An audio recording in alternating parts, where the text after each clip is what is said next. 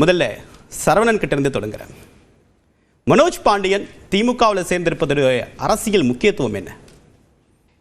இப்போ அண்ணன் வந்து காலையில் இணைந்தார், திமுகவில் தன்னை ஐக்கியப்படுத்தி கொண்டார், தாய் கழகத்தோடு இணைந்திருக்கிறார். தெளிவாக சொன்னாங்க, திராவிடத்தை திமுக தான் தூக்கி பிடிக்கிறது. சொல்லாமல் விட்டது என்ன அப்படின்னா, அதிமுக பாஜகவுடைய அடிவரடியாக மாறிவிட்டது.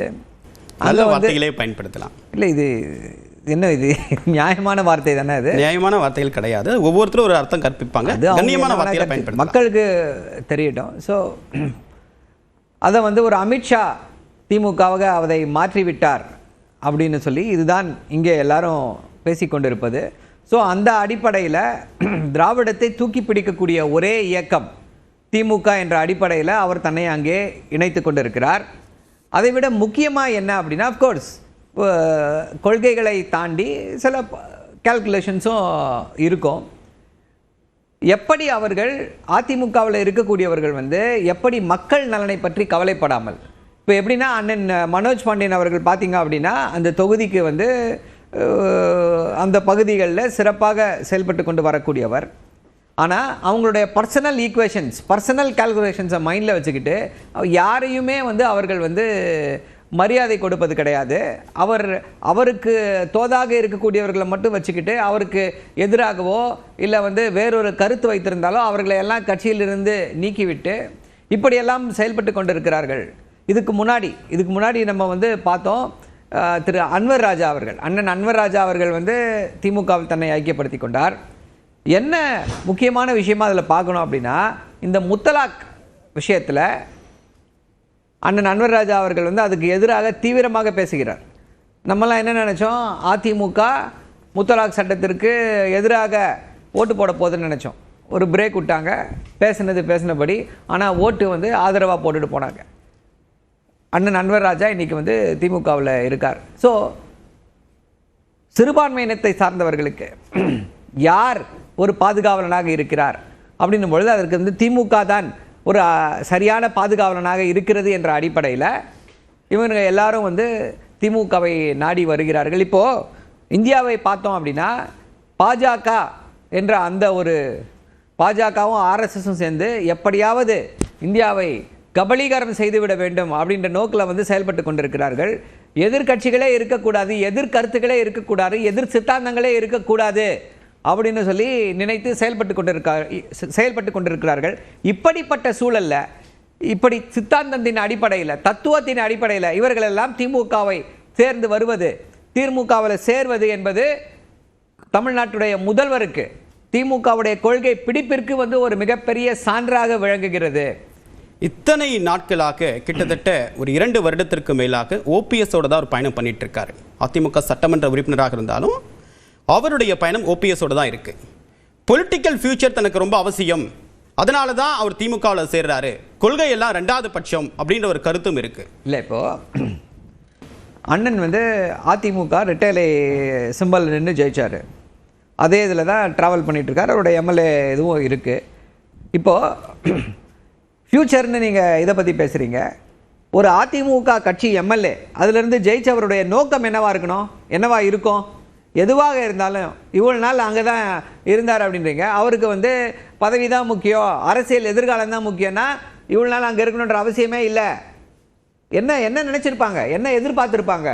கண்டிப்பாக அதிமுக தனித்து ஒரு சக்தியாக வெளியில் வரும், யாரெல்லாம் இருக்காங்களோ எல்லாரையும் இணைத்து ஒன்றுபட்ட அதிமுகவாக சிறப்பான முறையில் செயல்படும் என்று எண்ணி இருப்பார்கள். அதற்காக வெயிட் பண்ணிட்டு இருக்காங்க, நடக்கலை. அதாவது இப்போ எப்படின்னா, இட்ஸ் கான் பியாண்ட் ரிடம்ஷன். அதாவது அவங்களுடைய குடும்பம் பார்த்தீங்க அப்படின்னா, அண்ணன் மனோஜ் பாண்டியனோட குடும்பம் வந்து ஒரு பாரம்பரியமான அதிமுகவுடைய குடும்பம். தொடர்ந்து அவர் வந்து அவருடைய தந்தையார் மறைந்த முன்னாள் சபாநாயகர் திரு PH பாண்டியன் அவர்கள் வந்து MG ராமச்சந்திரன் அவர்களுக்கு ரொம்ப ரொம்ப நெருக்கமாக இருந்தவர். அதே போல் அண்ணன் மனோஜ் பாண்டியன் வந்து இங்கே இருக்கிறவர்களுக்கு எல்லாரும், ஸோ அவர்களுக்கு தெரிகிறது. இப்போ அதிமுகவை அவங்க வந்து ஏன் காங்கிரஸ் கிட்டேயோ இல்லை பாஜக கிட்டேயோ போல அப்படின்னா அவர்களுக்கு தெரிகிறது, திராவிட சித்தாந்தம் தான் இங்கே தமிழ்நாட்டில் இருக்கக்கூடியவர்களை காப்பாற்ற முடியும், தமிழ்நாடை வந்து அடுத்த நிலைக்கு கொண்டு செல்ல வேண்டும்னா அதற்கு திராவிட சித்தாந்தம் தான் அப்படின்றதுல உறுதியாக இருந்திருக்காங்க. எப்போ அதிமுக திராவிடம்னா கிலோ என்ன விலை, திராவிடம்னா அதெல்லாம் அறிஞர்களுக்கு தாங்க தெரியும் அப்படின்னு சொல்லி எடப்பாடி பழனிசாமி அவர்கள் பேட்டி கொடுத்தாரோ அப்பவே இவங்களுக்கு எல்லாம் கொஞ்சம் முழிப்பு தட்டிடுச்சு. இப்போ கொண்டு போய் ஒட்டுமொத்த கட்சியையும் பாஜக கிட்ட அடமானம் வைத்துக்கிட்டு அமித்ஷா காலில் சரணாகதி அடைந்து கிடக்கக்கூடியவர்கள் கண்டிப்பாக தமிழ்நாட்டுக்கு இவர்களால் எந்த நல்லதும் செய்ய முடியாது அப்படின்னும் பொழுது அப்போ ஆட்டோமேட்டிக்கா அவர்களுடைய ஒரே சாய்ஸா என்ன இருக்கு அப்படின்னு சொல்லி பார்த்தீங்க அப்படின்னா திமுக தான் இருக்கிறது. இது நம்ம நீங்க இது அரசியல் எதிர்காலம் அப்படின்னு சொல்லி அந்த குறுகிய நோக்கில் பார்க்கவே கூடாது. இவங்களெல்லாம் தொடர்ந்து பதவியில் இருக்கக்கூடியவர்கள், பதவியில் இருந்தவர்கள், எல்லா பதவியும் பார்த்தவர்கள், மக்களோடு மக்களாக இருக்கக்கூடியவர்கள். ஸோ அவர்களுடைய என்ன ஓட்டத்திலேயே என்ன இருக்கு அப்படின்னா திமுக தான் மக்களுக்கு தமிழ்நாட்டுக்கு ஒரு சிறந்த எதிர்காலத்தை கொடுக்க முடியும். அந்த நோக்கில இப்படி ஒரு அவர் எடுத்திருக்காரு. திருப்பொன்வேல்சன், தேர்தல் நெருங்கக்கூடிய நேரத்தில் ஒரு எதிர்க்கட்சி எம்எல்ஏ ஆளும் கட்சியில் சேர்றது எதிர்க்கட்சிக்கு ஒரு மேலும் பின்னடைவு இல்லையாது? ரெண்டு விஷயம். இப்போ திமுக ஒரு பாரம்பரிய மிக்க கட்சி, 1949 இருக்க கட்சி, வலுவான கட்சி, வலுவான கூட்டணி, ஆட்சியில் இருக்கிறாங்க. ஒரு எம்எல்ஏ தேர்தல் நேரத்தில், அதுவும் தேர்தல் நெருங்குற நேரத்தில் வரும்பொழுது அவரை பதவியை விட்டு விலக சொல்லிட்டு வர வச்சிருந்தா அது ஒன்று, அது ஒரு நல்ல உதாரணமாக இருந்தது. ராஜினாமா பண்ணிட்டார், அதான் அப்போ பண்ணிட்டு வந்திருக்கணும். ஆக்சுவலாக அவர் சேர்ந்துட்டு தான் அப்போ தான் பண்ணுறாரு. அது ஒன்று. அடுத்தது என்ன சொல்கிறேன்னா, பொதுவாக சொல்லணுன்னா இப்போது அரசியல் ரீதியாக பார்த்தா அம்பு வில்லிடம் போய் சேர்ந்ததுன்னு சொல்லலாம். வில்லிலிருந்து புறப்பட்ட அம்பு முயற்சி செய்து எதிர்கட்சியை பலவீனப்படுத்த முயற்சி செய்து பலவீனப்படுத்த முடியாமல் அம்பு முனை மழுங்கி மறுபடியும் வில்லிடம் போய் சேர்ந்தது அப்படின்னு ஒன்று. இன்னொரு பக்கம் அந்த குடும்பம் பாரம்பரியம். அப்படின்னா மனோஜ் பாண்டியன் ஏற்கனவே திமுக இருந்திருக்கணும், ஆனா அவர் அதிமுக இருந்துட்டு இப்ப திமுக வந்திருக்காரு. அவருக்கும் கடந்த காலத்துல திமுகவுக்கு எந்த தொடர்பும் இல்ல. இல்ல, அம்பு வில்லுக்கு சொந்தமான அம்பா இருக்கணும்னு அவசியம் கிடையாது. எதிரி பக்கம் இருந்த அம்பா கூட இருக்கலாம், எதிரி பக்கம் இருக்கிற அம்பு கூட எடுத்து பயன்படுத்துவார்கள். அது வில்லு திறமையா இருந்தா பயன்படுத்துவாங்க. அது பயன்படுற அம்பின் மீது குற்றம், அதுதான். அதனால வில்லு எய்தவருடைய சாமர்த்தியம் இல்லையா? அது வில்லு எய்தவருடைய சாமர்த்தியம் தான் முனை மழுங்கி அம்பாயிடுச்சு. அதுதானே முக்கியம், அதுதான் முக்கியம். அடுத்தது சொல்றேன் கேளுங்க. இப்போ பாரம்பரியம் மிக்க குடும்பம், அதாவது திமுகவுக்கு எதிரான குடும்பம் அப்படின்ற, அதை விட முக்கியமான அந்த குடும்பம் பாரம்பரியம் மிக்க சசிகலா அம்மாவுக்கும் அதற்கு முன்னாடி ஜெயலலிதா அம்மாவுக்கும் எதிரான குடும்பம். அதை மறந்துடக்கூடாது.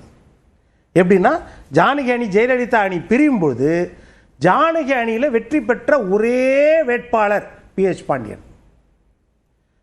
ரெண்டாவது வர. அடுத்தது என்னன்னா, 2011 சசிகலா அம்மா உட்பட 9 பேரை ஜெயலலிதா அம்மா நீக்கும் போது முதலமைச்சர் பதவிக்கு விரும்பினார் டிடிவி தினகரன், இந்த மாதிரி எனக்கு சூழ்ச்சி செய்தார்கள், நீக்கின பொழுது எப்போவுமே எப்படின்னா அவங்க அதாவது உடன்பிறவா சகோதரி உறவு மாதிரி தான் அப்படின்றது தான்.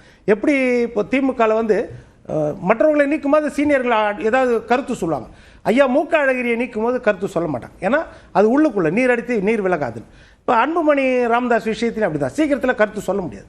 அப்படி இந்த விஷயத்தில் சீக்கிரத்தில் கட்சிக்காரங்க கருத்து சொல்ல மாட்டாங்க. ஆனால் அதை மீறி இரும்பு திரை விலகியது அப்படின்னு சசிகலா எதிராக முதலாக கருத்து சொன்னது PH பாண்டியன்.